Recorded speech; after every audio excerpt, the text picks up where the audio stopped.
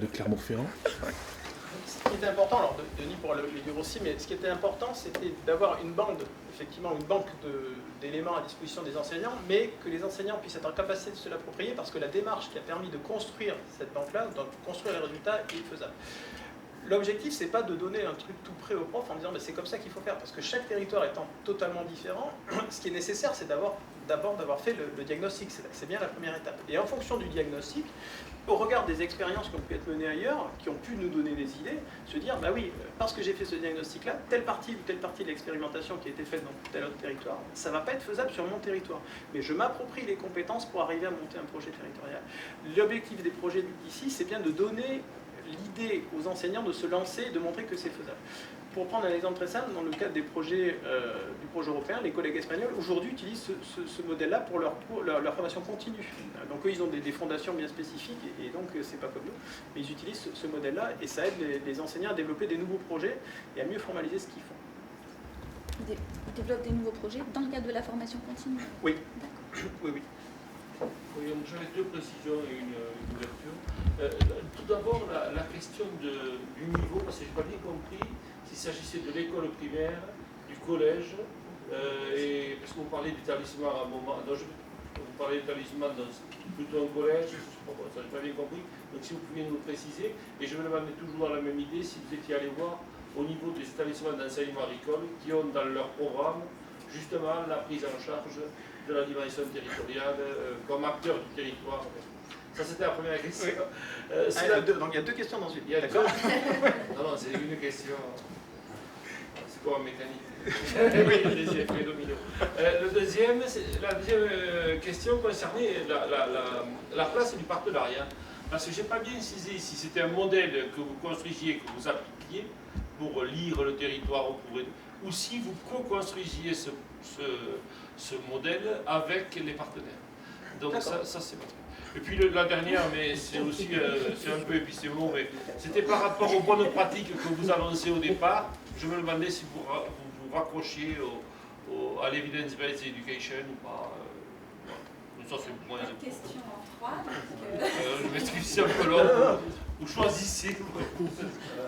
Je vais répondre sur les premières questions. Donc, la question du niveau scolaire. Donc là, typiquement, le projet européen Fort Pramar, c'est plutôt le premier degré, primaire.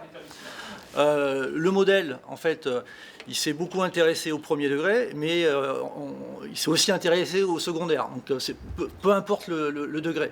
Ce qui me permet d'enchaîner sur parce qu'en fait les programmes, l'idée c'est surtout de voir quelles sont en gros les formes de potentiel en fait d'activation de compétences sur un territoire en lien avec des actions éducatives sur le territoire, pour le territoire et par le territoire. Donc clairement, les mots-clés, ce serait territorialisation, territorialité, et puis ensuite intelligence territoriale. Donc le niveau, c'est important parce qu'effectivement en France, la notion de proximité par rapport au premier degré, elle est plus grande que par rapport au second degré. On sait très bien que la capacité en fait des enseignants à s'approprier les ressources de proximité, elle va se diluer dans le temps. C'est plus fort au premier degré et puis ça se dilue pour plein de raisons.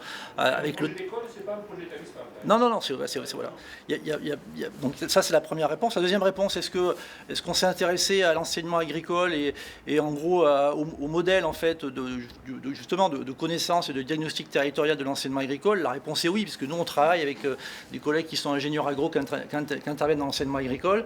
Donc la réponse est oui. On s'est intéressé de près en fait il y avait un temps d'avance clairement de l'enseignement agricole par rapport à cette investigation de l'espace proche de l'élève, l'espace vécu, ça c'est clair. Donc on s'est inspiré de leur manière de procéder. La troisième... La participation des...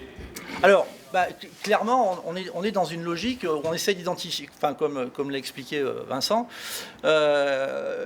on est dans une logique en fait d'identification des compétences des acteurs sur un territoire. Donc d'emblée, en fait, le modèle, il postule une approche participative, clairement. Sauf que cette approche participative, c'est un élément du modèle, mais qu'à un moment donné, le modèle, il se pilote. Donc il faut quand même arriver aussi à identifier qui va piloter en fait le modèle.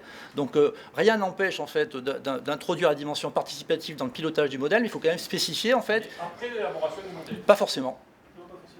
pas forcément. En l'occurrence, l'exemple qui a été choisi là, c'est une structure en fait qui fait de la médiation sur, on va dire, le genre de vie à proximité de la Garonne, et qui s'intéresse en fait à tout public, et qui vient nous voir en disant, voilà, on s'intéresse à tout public, mais on voudrait un peu spécifier les choses. Pour le public scolaire, qu'est-ce qu'on pourrait faire? Donc là, en fait, il y a une offre qui existe, et on va essayer de voir comment on peut calibrer cette offre par rapport à d'autres référentiels de formation qui vont être des référentiels de formation d'enseignement de premier degré. Et dans ce cas-là, on est dans une logique participative avec en fait le porteur du projet à la base. Et le porteur du projet à la base, c'est là où ça devient intéressant, c'est une collectivité territoriale, un office de tourisme en fait intercommunal, une structure de médiation professionnelle, et puis les corps enseignants du territoire en question. Donc oui, on est dans une logique participative, quoi. Merci beaucoup. Voilà. On va peut-être être obligé de passer la parole. Donc j'espère avoir une autre question, ma part. Ce sera pour le cocktail. Ah, ok. Alors, on va écouter Laure Moretti qui est en visio, normalement. Donc Laure Moretti, sur les liens école-territoire, donc une étude sous l'angle de la recherche-action via la constitution de territoire apprenant. Donc sur cette idée de territoire apprenant. Merci.